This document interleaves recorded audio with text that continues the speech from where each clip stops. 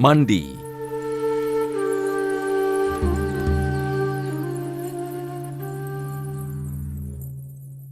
Allah Subhanahu wa Ta'ala berfirman, "Hai orang-orang yang beriman, janganlah kamu sholat sedang kamu dalam keadaan mabuk, sehingga kamu mengerti apa yang kamu ucapkan. Jangan pula hampiri masjid sedang kamu dalam keadaan junub, terkecuali sekedar berlalu saja hingga kamu mandi."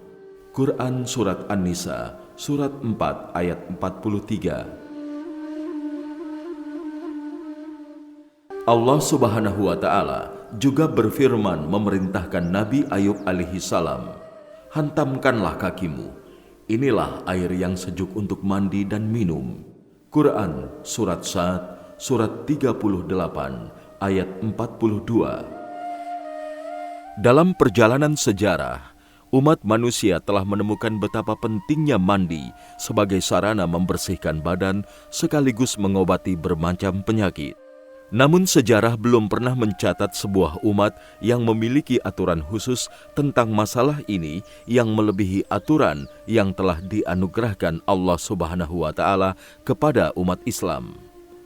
Orang Islam, sebagaimana telah diperintahkan oleh Sang Kholik, harus mandi ketika mereka memeluk agama ini untuk pertama kalinya sebelum mengucapkan 2 kalimat syahadat. Mereka juga wajib mandi setelah melakukan hubungan suami istri. Setiap pagi pada hari Jumat dan 2 hari raya, mereka juga dianjurkan mandi. Selain itu, wanita yang selesai haid juga diwajibkan mandi agar suci. Allah Subhanahu wa Ta'ala berfirman, "Dan janganlah kamu mendekati mereka sebelum mereka suci." Quran Surat Al-Baqarah, Surat 2 ayat 222. Tujuannya adalah untuk menghilangkan kotoran yang menempel di dalam tubuh wanita beserta bakteri yang ada di dalam rahim selama haid. Dalam konteks kedokteran modern, para ahli juga merekomendasikan mandi setelah bersetubuh dengan beberapa alasan sebagai berikut. 1. Mandi akan semakin mengaktifkan sirkulasi darah laki-laki dan perempuan, apalagi biasanya bersetubuh mengakibatkan kelemahan yang cukup parah pada sistem syaraf setelah merasakan sensasi kenikmatan yang luar biasa dalam bersetubuh. 2. Mandi membantu meningkatkan vitalitas tubuh dan jiwa, apalagi setelah melakukan persetubuhan yang menyebabkan kelemahan spirit, keinginan untuk tidur, dan bahkan kesedihan pada sebagian orang. 3. Saat terjadi ejakulasi, melalui pori-porinya, kulit mengeluarkan keringat dengan kadar konsentrasi yang tinggi disertai racun. Jika tidak segera dibersihkan, keringat ini akan kembali terserap dan bisa menyebabkan sakit.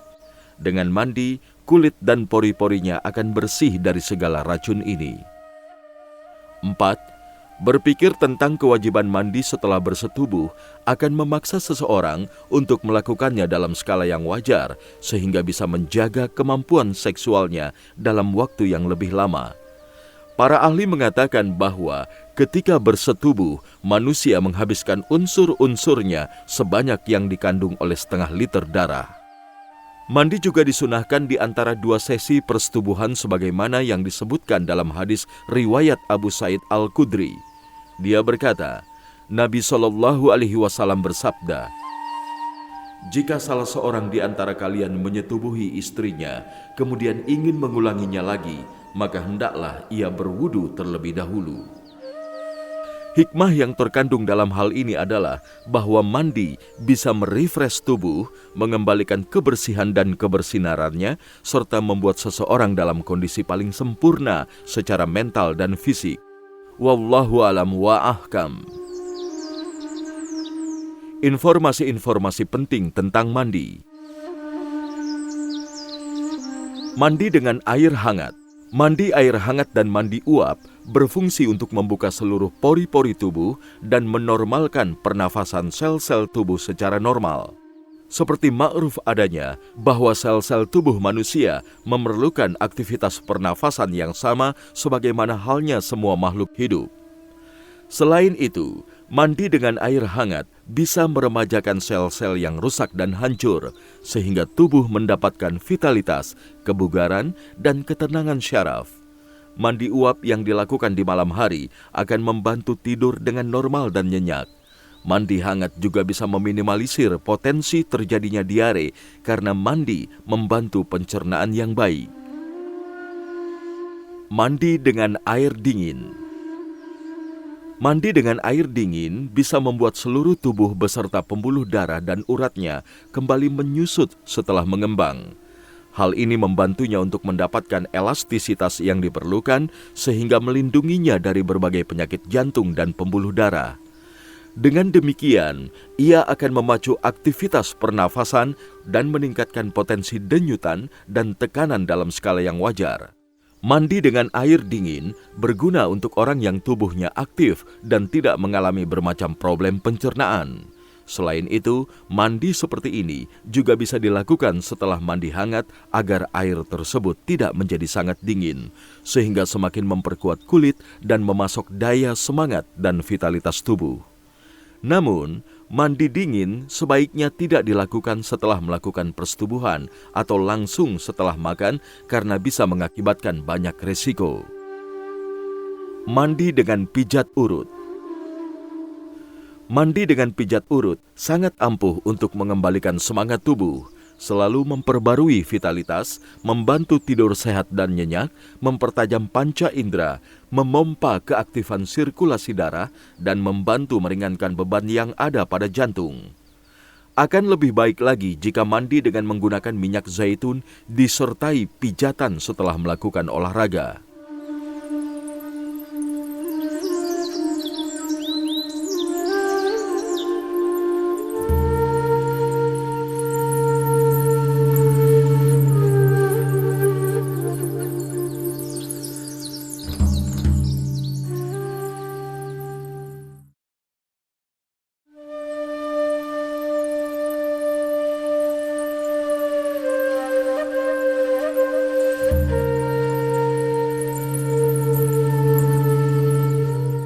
Wudu.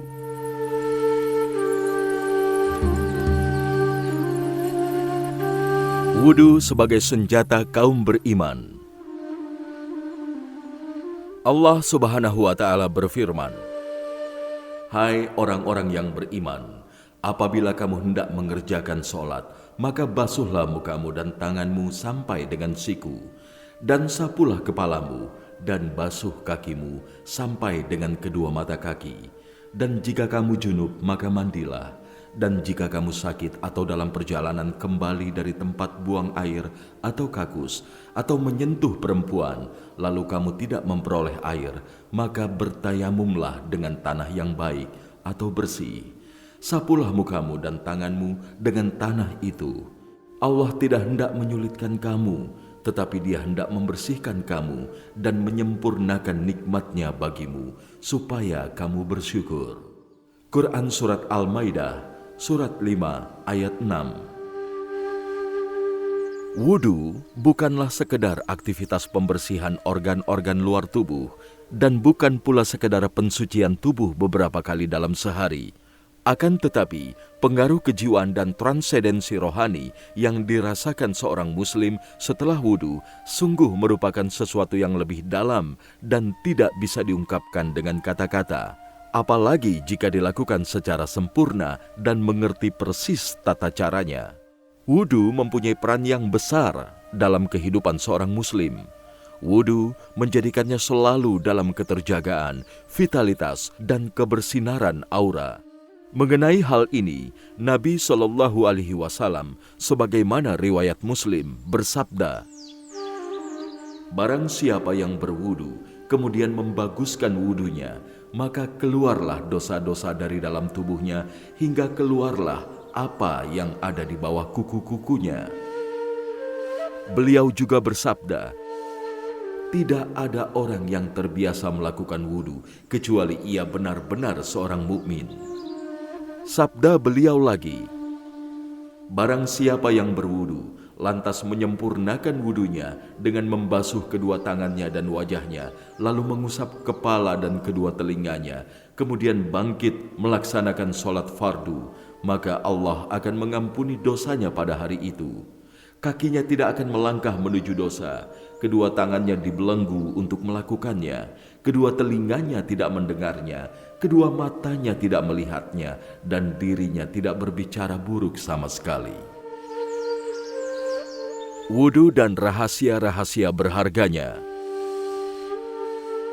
Aktivitas membasuh organ-organ tubuh manusia yang selalu terkena debu jelas merupakan sebuah puncak nilai penting kesehatan secara umum. Bagian-bagian tubuh ini sepanjang hari rentan terhadap berbagai mikroba yang mengerikan yang berjumlah jutaan dalam setiap sentimeter kubik udara. Mikroba selalu bersiap untuk menghancurkan tubuh manusia melalui sel-sel kulit di daerah-daerah yang terbuka.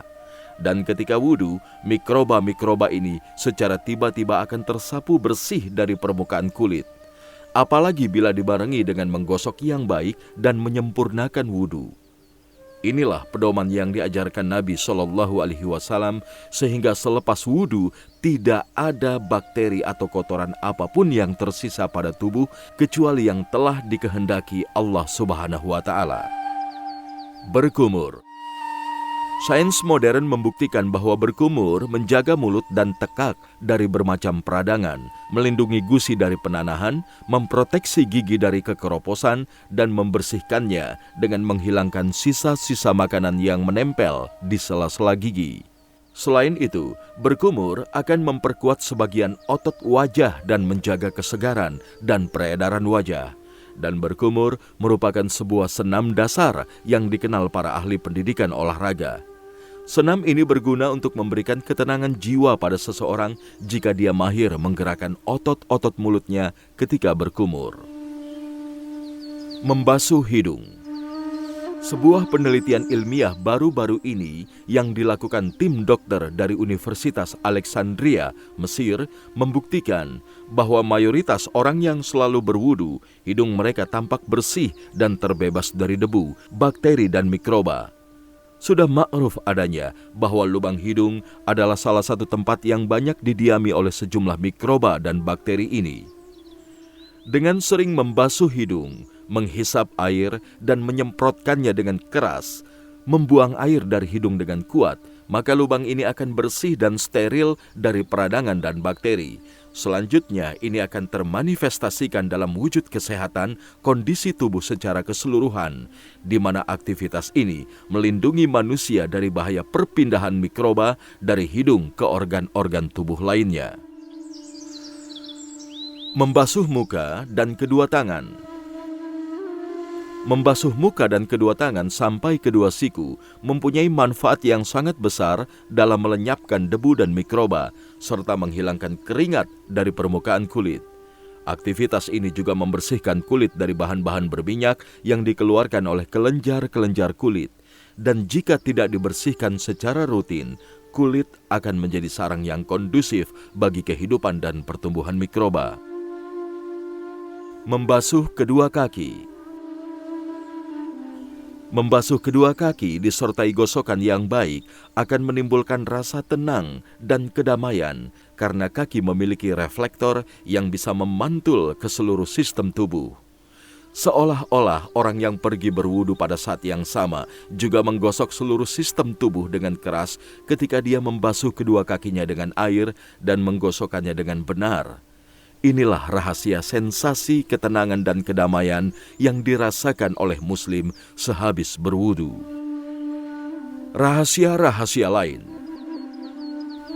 Penelitian ilmiah membuktikan bahwa sirkulasi darah di ujung-ujung bagian atas tangan dan kedua lengan, ujung bawah dua kaki, dan betis lebih lemah daripada organ-organ lainnya karena letaknya jauh dari pusat pengatur sirkulasi darah, yaitu jantung. Karena itu, membasuh semua ujung ini setiap kali wudu disertai dengan gosokan dengan hati-hati bisa memperkuat sirkulasi darah, sehingga lebih lanjut bisa meningkatkan semangat dan vitalitas tubuh. Selain hal ini, riset membuktikan bahwa sinar matahari terutama sinar ultraviolet, sangat berpengaruh bagi terjadinya kanker kulit. Pengaruh ini akan menurun tajam dengan banyaknya intensitas melakukan wudhu, karena efeknya yang bisa selalu melembabkan permukaan kulit dengan air, khususnya di tempat-tempat yang rentan terkena sinar matahari, sehingga lebih lanjut bisa memberikan kesempatan pada sel lapisan atas dan dalam kulit untuk terlindung dari berbagai efek berbahaya sinar tersebut. Wudhu sebagai langkah preventif dari berbagai penyakit kulit. Nabi SAW bersabda, "Barang siapa yang berwudu, kemudian membaguskan wudunya, maka keluarlah dosa-dosa dari dalam tubuhnya hingga keluarlah apa yang ada di bawah kuku-kukunya."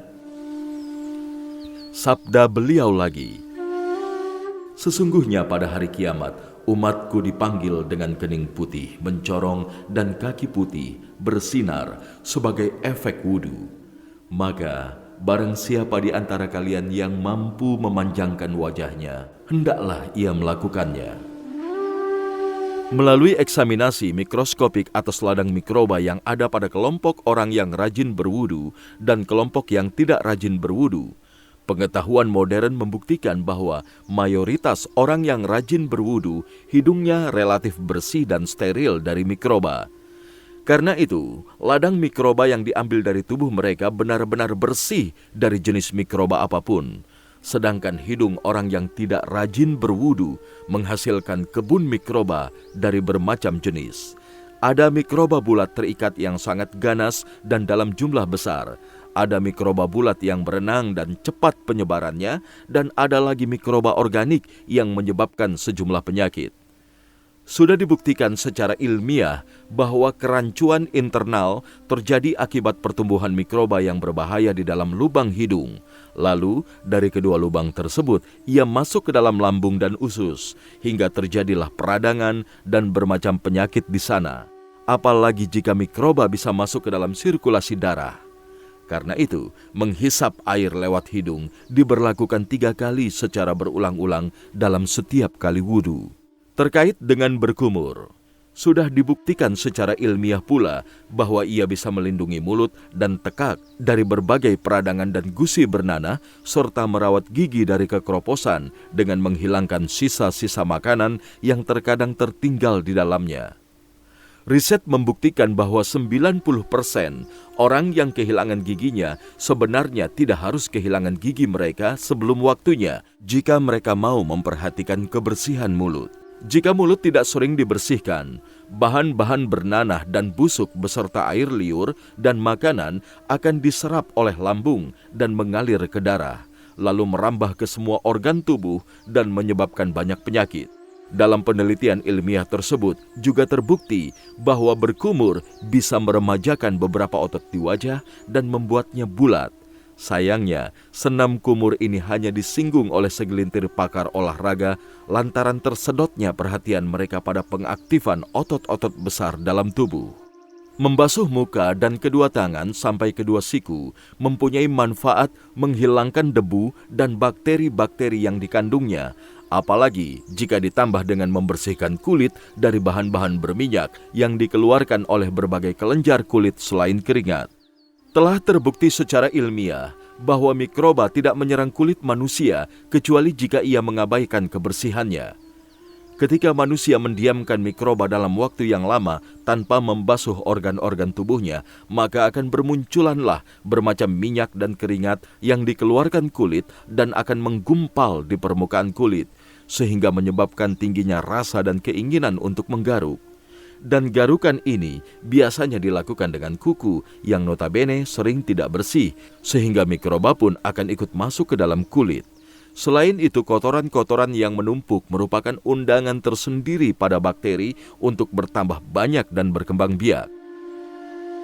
Dari paparan di atas, wudhu beserta rukun-rukunnya berarti telah mendahului disiplin bakteriologi modern dan para ilmuwan yang menggunakan alat bantu mikroskop untuk menyingkap bakteri dan jamur yang menyerang kulit yang tidak diperhatikan kebersihannya oleh si pemilik kulit dengan cara mandi dan wudhu.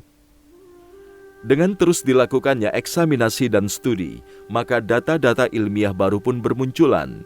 Sebuah riset membuktikan bahwa kulit kedua tangan mengandung sejumlah mikroba yang bisa berpindah ke mulut atau hidung ketika tangan tersebut tidak dibasuh atau dicuci dengan bersih. Karena itu membasuh kedua tangan dengan baik adalah sebuah keniscayaan ketika mulai wudhu. Fakta di atas memberikan tafsir penjelasan tersendiri kepada kita dalam menyikapi sabda Nabi Shallallahu Alaihi Wasallam. Jika salah seorang dari kalian bangun tidur, maka janganlah ia langsung memasukkan tangannya ke wadah air sampai ia membasuhnya 3 kali.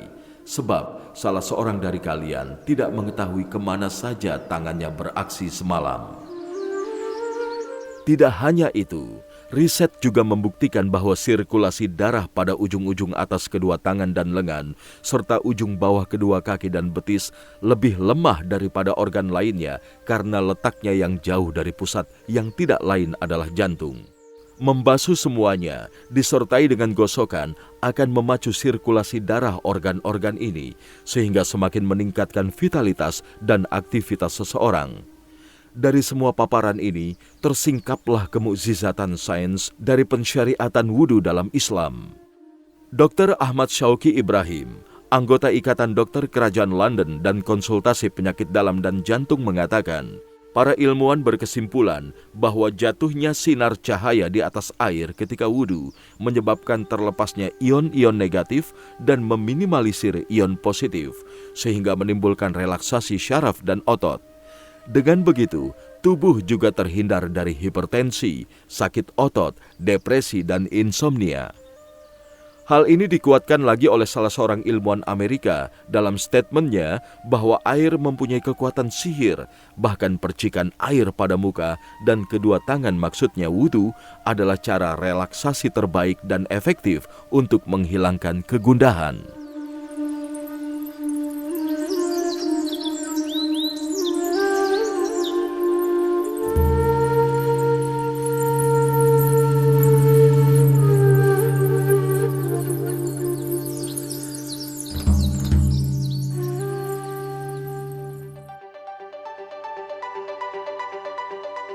Dengarkan bagian selanjutnya hanya di channel Dengar Buku.